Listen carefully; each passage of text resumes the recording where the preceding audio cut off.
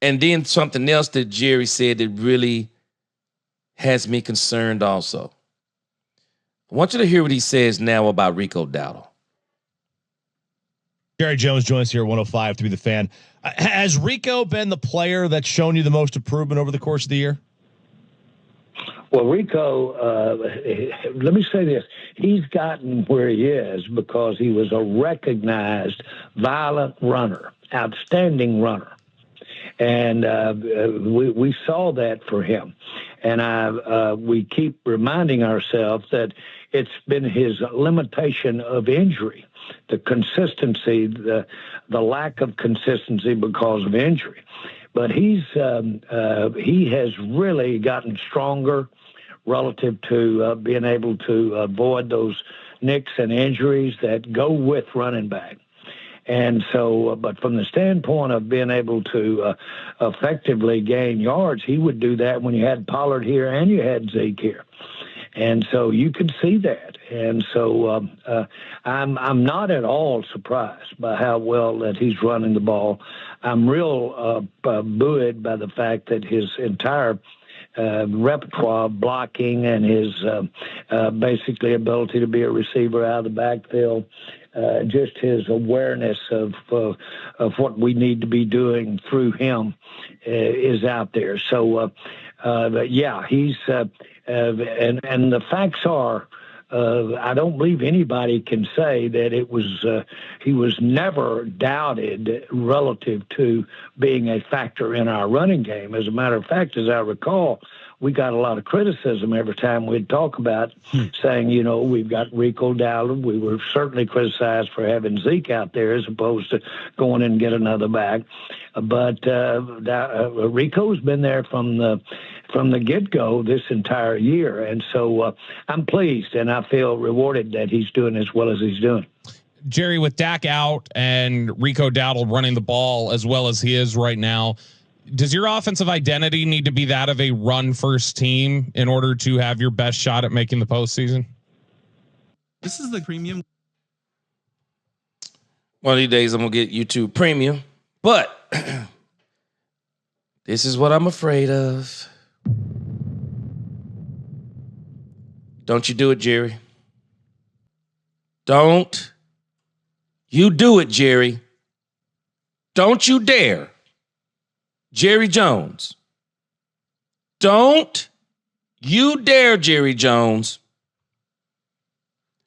Don't you dare use Rico Dowdle's success and not go in that doggone draft. And if you have the opportunity to get Ashton Jeanty, you do not pass this man up. You don't pass up if you don't get him. You don't pass up Omarion Hampton. You better not pass up Jordan James. This doggone draft is loaded. You literally, Jerry, and the guy who I got, I'm like, Ohio State. I mean, look at these guys. Dylan Sampson, Caleb Johnson. Jerry Jones, don't you dare do this. Nicholas Singleton, 6 feet tall, 4'3", 40. Jerry, don't you do it. Do not go in this draft and run away from the skill positions and not get a running back and a wide receiver. Jerry, don't do it. Don't do it. When I hear Jerry talking like this, I'm pleased with Rico Dowdle. We know Zeke is not going to be here next year. At least we're praying he's not here next year. They have got to get a running back in the draft. They have got to get a running back in the draft. There is no other answer. And even if you don't get Jeanty, I'm not going to be mad if the Cowboys don't get Jeanty. But what I will be mad at is if they don't get one of these other running backs at least in the second round. If you want to go defensive end in the first round, kid from Penn State, everybody's talking about him. If you want to get him, you cannot. The Cowboys right now, they're number 13. They're number 13. I got a strange feeling the Cowboys could actually move closer to the top 10. And right now, the projection for the Cowboys, I don't know. They're talking about Malachi Starks, a safety. I don't know. I just find that kind of hard to believe. And they're talking about Ashton Jeanty. And I bet you this, the NFL bet not let Joe Burrow get Ashton Jeanty. If the NFL let Joe Burrow get Ashton Jeanty, boy, the AFC going to be put on notice.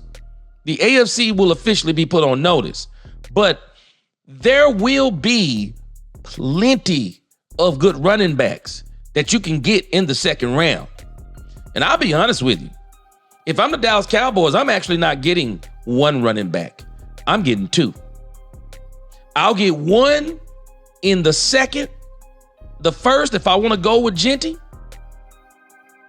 I'll get me another one back there in the 6th or the 7th round because they have 10 draft picks. I'll get me one back there too. I will. But this team, they need to really go all in on their run game because, Jay Army, you're making a point here. But what I want to know is when will it be time to move on from Dak, because Dak's body is starting to break down and he needs better protection, better weapons, and I feel like he should be a younger quarterback too. Well, the thing with Dak, let's pump the brakes on Dak. Dak is not going to be a Tony Romo casualty. Dak takes better care of his body than Tony Romo. But I do think it might need to be studied whether or not Dak was actually injured during the season. And I won't be surprised if you start hearing some rumors that Dak goes and gets some cleanup on his on his ankle or whatever else going on. I think Dak is going to bounce back strong. I think 2026 is going to be their ferocious campaign. They're going to try to cash in on that Dak Prescott contract before it's up. The Cowboys probably will not get a quarterback. At least they shouldn't. They shouldn't get a quarterback until 2027. That should be when they start developing their next replacement for Dak Prescott. That way, I got a funny feeling Dak's contract, they can get from under it, I think he'd have to play the 2027 season, and the cap hit won't be so bad in 2028.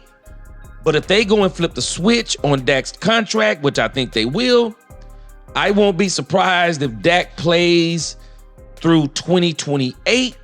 You get the quarterback in 2027. And if Dak isn't panning out by 2029, Dak will be, 35 by that time? If Dak ain't giving you some kind of insane discount and he ain't balling out of his mind, well, you'll have your replacement quarterback. You let him sit behind Dak for 2 years, and then you got him. But I don't want Trey Lance sitting behind Dak Prescott for 4 years. That's insane. This man will officially be a career backup at that time. Nah, I want this man to get an opportunity. I would like to see the Cowboys go and get get someone in the draft. Maybe in 2027, because I think 2026 will probably be the chip year. They'll make a ferocious run for it. And then in that draft, maybe you go get a quarterback in the second. You get a quarterback in the second or the third. Maybe you do it in the first. But you probably start working on Dak's replacement in 2027, so he'll be ready in 2029. Let him sit a couple of years. We got to stop throwing these quarterbacks to the wolves. Let him sit under Dak for a couple of years. Dak either retires, or I will not be surprised if Dak maybe goes somewhere else for a couple of years, depending on how good a shape his body is in. And then maybe you'll see him play somewhere else a couple of years, and then he'll retire. And then I won't be surprised he'll either be in the booth, because everyone says he's very smart with the X's and O's.